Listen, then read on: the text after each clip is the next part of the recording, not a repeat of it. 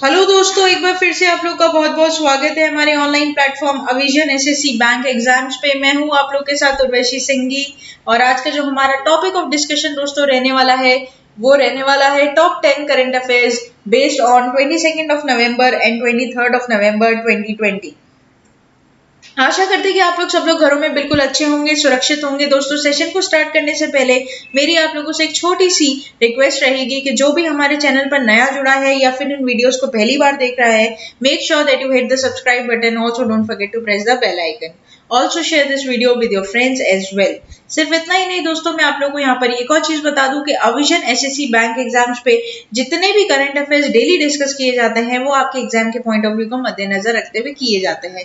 साथ ही साथ अगर आप लोग चाहते हैं कि इन सेशंस की पीडीएफ भी आप लोग को मिल जाए तो डिस्क्रिप्शन में जाकर आप लोग पीडीएफ भी डाउनलोड कर सकते हैं। और अगर किसी भी टॉपिक रिलेटेड या फिर कंटेंट रिलेटेड प्रॉब्लम आप लोग को आती है तो आप कमेंट सेक्शन में हमें लिखकर जरूर बताएं। साथ ही साथ मुझे एक और चीज आप लोगों को यहाँ पर बतानी चाहिए दोस्तों कि डेली के साथ साथ वीकली और मंथली करंट अफेयर्स भी avision.co.in पर आप लोगों के लिए अवेलेबल है। साथ ही साथ आप लोग को जैसे पता है जितने भी गवर्नमेंट एग्जाम्स एस्पिरेंट्स हैं उन्हें पता है एसबीआई पीओ का नोटिफिकेशन आउट हो चुका है। तो एसबीआई पीओ का जो नोटिफिकेशन है दोस्तों 13 नवंबर को आउट हुआ था और 14 नवंबर से that is on children's day आप लोग का क्या चालू हुआ था, ऑनलाइन रजिस्ट्रेशन चालू हुआ था और वो रजिस्ट्रेशन आप लोग का 4 दिसंबर 2020 तक चलेगा।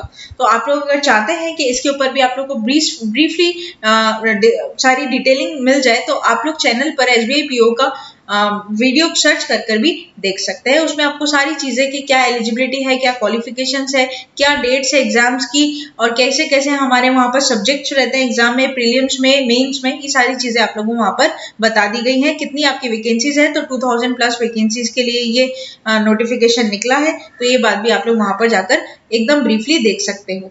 तो चलिए फिर दोस्तों आज का हमारे सेशन को हम लोग स्टार्ट करेंगे बिना किसी और देरी के। और सबसे पहला क्वेश्चन आज के सेशन का आप लोगों की स्क्रीन पर ये रहा।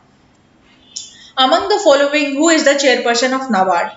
गोविंदा राजुलू चिंताला, हर्ष कुमार बनवाल, अशोक प्रधान, Sukhbir Soni. Here the correct option will be option number A, that is GR Chintala. ठीक है, तो GR चिंटाला से पहले जो हमारे यहाँ पर चेयरपर्सन थे वो कौन थे? हर्ष कुमार बनवाला। ठीक है, उनको रिप्लेस कर फिर कौन आए? GR चिंटाला। अगर मैं आप लोगों से बात करूं नाबार्ड के बारे में दोस्तों, तो सबसे पहले तो नाबार्ड का फुल फॉर्म यहाँ पर आप लोगों को बिल्कुल बिल्कुल ध्यान होना चाहिए। That is national bank for agriculture and rural development. ठीक है, साथ ही साथ हम लोग बात कर लेते हैं किसकी? साथ ही साथ हम लोग बात कर लेते हैं आपके इसके हेडक्वार्टर की, जो कि काफी इंपॉर्टेंट रहेगा। तो यहाँ पर हेडक्वार्टर आपका क्या हो जाएगा? यहाँ पर हेडक्वार्टर हो जाएगा आपका इसका मुंबई। ठीक है, तो अच्छा चेयरपर्सन दोस्तों जैसे कि आप लोग को पता है हर्ष कुमार बनवाला पहले थे, लेकिन इनको अब नया अपॉइंटमेंट हुआ है किसका? GR चिंटाला का। ठीक है, ये बात भी ध्यान रखना। अच्छा, उसके बाद इसका एक और इम्पोर्टेंट जो चीज वो एस्टेब्लिशमेंट डेट या फिर फॉर्मेशन डेट बोल लो दोस्तों। तो इसका नाबार्ड का फॉर्मेशन डेट आप लोग की क्या है? तो वो है 12 जुलाई 1982। राइट, तो ये बात भी आप लोग इधर क्या करोगे? ध्यान रखोगे बिल्कुल। एग्जाम पॉइंट ऑफ व्यू के लिए कुछ एडिशनल चीजें हैं जो हमें हमेशा ध्यान रखनी चाहिए। पढ़ लेते हैं इसके बारे में। तो government of India approves subsidised loans of ₹3,971 crore for micro irrigation projects. Micro irrigation project created with NABARD under PMKSY PDMC has released loan of 659.70 crore to Haryana, Tamil Nadu, Gujarat and Micro Irrigation Fund Committee has approved projects covering loan of ₹3,971.31 crore. देखो दोस्तों यहाँ पर basically क्या किया जाता है, जितने भी माइक्रो इरिगेशन प्रोजेक्ट्स हैं, मतलब आपके एग्रीकल्चर इरिगेशन प्रोजेक्ट्स में बेसिकली 3000 या मान लो आप अप्रोक्सीमेटली 3,972 करोड़ मतलब 72 करोड़ रुपीस यहाँ पर आप लोग को क्या की गई है, अलॉट किया गया है गवर्नमेंट के द्वारा। राइट, तो ये बात एक तो आप लोग को एग्जाम पॉइंट ऑफ व्यू के लिए ध्यान रखनी है। साथ ही साथ देखो आप लोगों को यहाँ पर देखने को मिल जाएगा कि किस किस स्टेट में कितने कितने रुपीस क्या किए गए हैं, अलॉट किए गए हैं। तो इतना ज्यादा मेमोराइज आप लोग को यहाँ पर करने की जरूरत नहीं है। यहाँ पर सिर्फ ये बात आप लोग ध्यान रखो कि गवर्नमेंट ने कितने लोन्स प्रोवाइड किए, तो 3,971 करोड़ रुपीस किसके लिए, तो माइक्रो इरिगेशन प्रोजेक्ट्स के लिए। और ये जो लोन है दोस्तों, इसने ये फंडेड किसके द्वारा किया गया है, तो ये फंड किया गया आपका नाबार्ड के द्वारा। ठीक है, ये एक इंपॉर्टेंट बात आपको यहाँ पर क्या करनी होगी, ध्यान रखनी होगी। तो यहाँ पर अपन लोगों ने सारी चीजें क्या कर ली, डिस्कस कर ली। इसके बाद डिटेलिंग में और क्वेश्चन नहीं पूछेगा, लेकिन हाँ करंट अफेयर्स जो है दोस्तों, ये काफी इंपॉर्टेंट रोल प्ले करेगा आपके एग्जाम में। आप कोई सा भी एग्जाम दे लो, करंट अफेयर्स का दबदबा हमेशा आपको ज्यादा देखने को मिलेगा। आजकल 70 to 80% जो क्वेश्चंस होते हैं वो बेस्ड होता है कोई करंट अफेयर्स पे। जब भी आपका एग्जाम होता है उससे 6 से 8 महीने के पहले के करंट अफेयर्स आप लोगों को डिस्कस करने या फिर मेमोराइज करने बहुत ज्यादा जरूरी है। और ये सब करने के लिए और कहीं जाने की जरूरत नहीं है। अविजन SSC bank exams current affairs को लेकर हमेशा अपडेटेड न्यूज आप लोगों को प्रोवाइड करवाता रहेगा। ठीक है, बस आप लोगों को देरी किसकी है कि तो चैनल को सब्सक्राइब करने की देरी है। तो ये बातें हम लोगों ने यहाँ पर कर ली। यहाँ पर आप लोग चाहते हैं तो बिल्कुल एक्यूरेट डिटेल भी देख सकते हैं। Total of rupees 1754.60 crore has been release so far, comprising 616.13 crore to Andhra Pradesh, 937.47 crore to Tamil Nadu, 21.57 crore to Haryana, 179.43 crore to Gujarat. तो ऐसे करके क्या हो रहा है दोस्तों, आप लोग देख पा रहे हो कितने कितने रुपीस किस किस स्टेट को अलॉट किए गए। ठीक है, तो ये बात आप लोग इधर क्या करोगे, ध्यान रखोगे। नेक्स्ट चलते हैं क्वेश्चन नंबर 2 के ऊपर। Among the following which country recently crosses 1 lakh covid deaths? India, Mexico, USA, Brazil. Here the correct option will be option number B, that is Mexico। तो दोस्तों अब मैक्सिको में भी जो कोविड-19 सिचुएशन की वजह से जो डेथ हुई है, जो कि डेथ रेट है वो करीब करीब 1 लाख पहुंच चुकी है। ठीक है, 1 लाख पार कर चुकी है। इंडिया, यूएसए, ब्राजील में ये संख्या पहले ही पार हो चुकी थी। अब मैक्सिको क्या बन गया है, ऐसा 4th कंट्री बन गई है जहां पर जो कोविड-19 की वजह से जो डेथ्स है वो 1 लाख क्या कर चुकी है, पार कर चुकी है। पढ़ लेते हैं इसके बारे में भी। Mexico passed 1 lakh mark COVID-19 deaths, becoming the 4th country to do so amid concerns about the lingering physical and psychological scars on survivors. Los Luis Almota Jigara, Mexico's director and epidemiology, announced late Thursday that Mexico had 1,104 confirmed COVID-19 cases behind United States, Brazil, and India. The milestone comes less than a week after Mexico topped 1 million registered coronavirus cases. Through official agree, the number is probably much higher because of low levels of testing, right? तो ये बात इधर आप लोग को क्या करना होगा, ध्यान रखना होगा कि मैक्सिको अब क्या बन चुका है, 4th ऐसी कंट्री बन चुका है जो कि ऑलरेडी 1 लाख कोविड डेथ्स क्या कर चुका है, क्रॉस कर चुका है। ठीक है, ये बात क्या करोगे, ध्यान रखोगे, इंपॉर्टेंट रहेगा। नेक्स्ट चलते हैं क्वेश्चन नंबर 3 के ऊपर। The ministry of health and family welfare is celebrating national new born week between. ठीक है, तो आप लोग को यहाँ पर बताना है दोस्तों कि जो हमारी ministry of health and welfare है उसने नेशनल न्यू बॉर्न वीक कौन से तारीख को क्या किया था, सेलिब्रेट करने की बात यहाँ पर की है। ये बात आप लोगों से क्या करता है, पूछता है। ऑप्शन है आप लोग के पास 10 to 15th of November, ठीक है, उसके बाद 11 to 16th of November, 15 to 21st November and 16 to 22 November. Here the correct option will be option number C, that is 15 to 21st of November, right? तो पढ़ लेते हैं इसके बारे में। National new born week celebrated, right. Basically दोस्तों ये जो वीक मनाया जाता है इसका सबसे मेन एम क्या है, इसका मेन एम आप लोगों का सिर्फ एक ही है और वो क्या है कि हमें अपने इन्फेंट्स को क्या करना होगा, प्रोटेक्ट करना होगा। मैं यहाँ पर आप लोगों को लिख दूं इसका जो मेन ऑब्जेक्टिव होगा, देखो जैसे यहाँ पे भी लिखा, The main objective of celebrating National Newborn Week is to create awareness about the importance of newborn child survival and development. किस तरीके से हम अपने इन्फेंट्स को क्या कर सकते हैं, प्रोटेक्ट कर सकते हैं। क्योंकि आप देख रहे हो कि एक बच्चा जब जन्म लेता है कम से कम एक महीने तक उसकी बहुत अच्छे से देखभाल करनी पड़ती है, ठीक है। और आजकल इन्फेंट मोर्टेलिटी रेट काफी बढ़ गई है, तो इस चीज को देखकर क्या किया गया है, इस वीक को सेलिब्रेट करने की बात की गई है दोस्तों। और अगर मैं इसके बाद में आप लोग को बात करूं तो एवरी ईयर कम से कम 2.6 million babies dies in the first 28 days after they born। मतलब 28 दिनों में ही कम से कम 2.6 मिलियन बच्चों की मृत्यु हो जाती है दोस्तों पैदा होते ही, ठीक है। तो आप देख पा रहे हो कि ये जो संकट है या फिर जो संख्या कितना बढ़ते जा रहा है और ये काफी क्रूशियल सिचुएशन बनने वाली है आगे आने वाले टाइम्स में, ठीक है। तो ये बात भी आप लोग ध्यान रखना। तो और एक बात जो मुझे यहाँ पर आप लोग को बोलनी चाहिए कि जो बच्चे प्री मैच्योर होते हैं उनकी रेट है आपकी 35%, कुछ होते हैं जो आपकी कॉम्प्लिकेशन से जो जन्म लेते हैं उनकी रेट है आपकी 20%, साथ ही साथ जो इन्फेक्शियस पर्सन मतलब जिनकी कुछ इन्फेक्शन हो जाते हैं पैदा होते समय ही उनके रेट है आपकी 33%, और साथ ही साथ जो बहुत ही ज्यादा माल न्यूट्रिशन मतलब जो कि लो वेट रहते हैं या अंडर वेट बच्चे रहते हैं उनकी संख्या है आपकी 9%। ठीक है, तो इस तरीके से भी रेशो को क्या किया गया है आपका बताया गया है, सर्वे किया गया है, उसके बाद इन रेशियोज का भी क्या किया गया है आप लोगों के सामने रखा गया है। इसी को देखते हुए दोस्तों एक और अभियान या फिर प्रोग्राम लॉन्च किया गया था, that is your breast feeding program. ठीक है, एक बार मैं लिख दूं यहाँ पर, that is breast feeding promotion program. इसको लॉन्च किया गया था दोस्तों 2016 में। ठीक है, 2016 में इस रेट को देखते हुए ब्रेस्ट फीडिंग प्रमोशन प्रोग्राम को क्या किया गया है, लॉन्च किया गया है, जिसमें बच्चा अपनी कुछ दिनों तक या फिर कुछ महीनों तक सिर्फ अपनी माँ का दूध ही क्या करेगा, पिएगा, जिससे उसे काफी स्ट्रेंथ मिले या फिर उसको कोई इन्फेक्शियस चीज ना हो, उसको किसी चीज से इन्फेक्शन नहीं हो खाने पीने से, उस चीज को लेकर। According to the ministry of health and family welfare, the newborn should receive the birth dose of oral polio vaccine, BCG vaccine, hepatitis vaccine, and the first hour of life the newborn should receive eye care and vitamin K.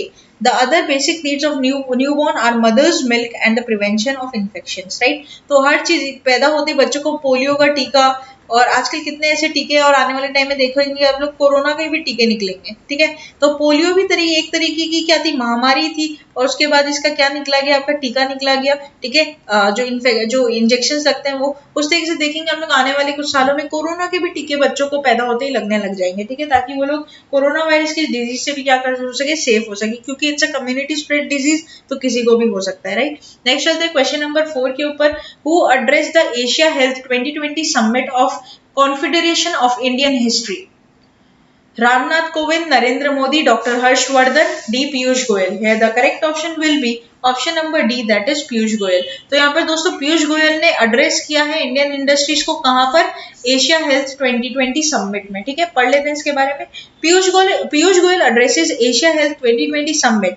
Commerce and Industry Minister Piyush Goyal has said that India will play an important role in ensuring cost-effective and innovative healthcare solutions for the future.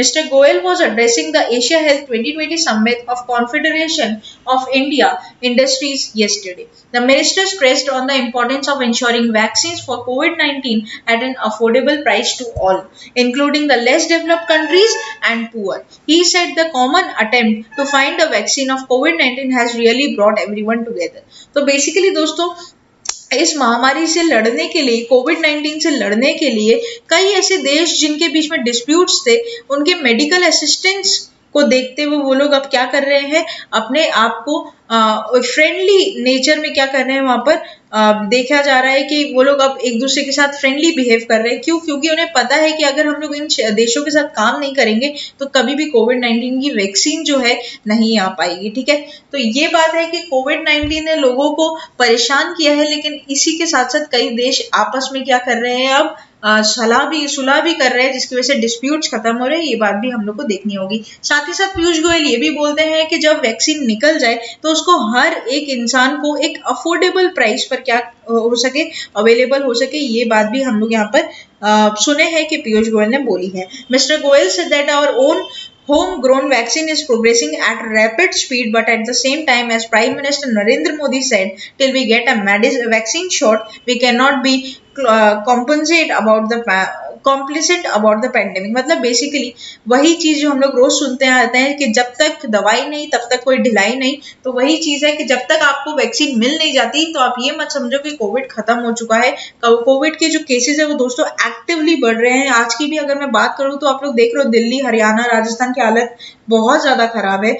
वापस lockdown होने की बात तक यहाँ पर कर दी गई है। लेकिन तो आप देख पा रहे हो कि जो सिचुएशन है वो आने वाले टाइम में कहीं पे भी अच्छी नहीं रहने वाली, इसलिए सतर्क रहे और अपने आप को सेफ रखें। ठीक है, नेक्स्ट चलते हैं क्वेश्चन नंबर 5 के ऊपर। Who has unveiled 2 books, the Republican ethic volume 3 and the लोकतंत्र के स्वर, which are a collection of selected speeches of President Ramnath Kovind. तो ये जो 2 बुक्स है दोस्तों, the Republican ethic volume 3 and लोकतंत्र के स्वर, ठीक है, इसमें जिसमें आपके स्पीचेस है, रामनाथ कोविंद के कुछ सिलेक्टेड स्पीचेस को डाला गया है। ये अनवील मतलब इसको रिलीज किसके द्वारा किया गया है, ये क्वेश्चन आपको पूछता है। Narendra Modi, Nirmala Sitharaman, Rajnath Singh, Prakash Javadekar. Here the correct option will be option number C, that is Rajnath Singh. ठीक है, पढ़ लेते हैं एक बार। Defence minister Rajnath Singh unveils 2 books. Defense Minister Rajnath Singh has unveiled 2 books, The Republican Ethic Volume 3 and लोकतंत्र के स्वर, which are collecting of selected speeches of President Ramnath Kovind during the 3rd year of his presidency. The Information and Broadcasting Prakash Javadekar unveiled the e-book versions of 2 books, right. तो ये बात भी आप लोग को ध्यान रखना कि जो बुक्स के वर्जन्स है वो आपके अनवेल हुए थे प्रकाश जावड़ेकर के हाथों, लेकिन इस बुक का डिफेंस मिनिस्टर राजनाथ सिंह ने इन दोनों बुक को क्या किया, लॉन्च किया है, या फिर आप मान लो इनॉग्रेट ही किया। एक बात से ये चीज आप लोग को समझनी होगी। Information and Broadcasting Prakash Javadekar unveiled the e-books versions of 2 books, and this book comprises the speeches of efforts to fight COVID-19, where India is faring much better than other countries to bravely defending its borders, right? तो ये बात भी आप लोग को क्या करनी होगी, ध्यान रखनी होगी। नेक्स्ट चलते हैं क्वेश्चन नंबर 6 के ऊपर। Central board and indirect taxes and customs headquartered eight.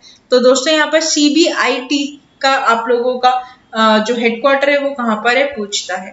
Mumbai, Bengaluru, Hyderabad, Delhi है। The correct option will be option number D, that is New Delhi, right. तो पढ़ लेते हैं एक बार। Central board of indirect taxes and customs chairman M. Ajit Kumar along with members of board inaugurated the GST Bhavan, Panchkula, Haryana.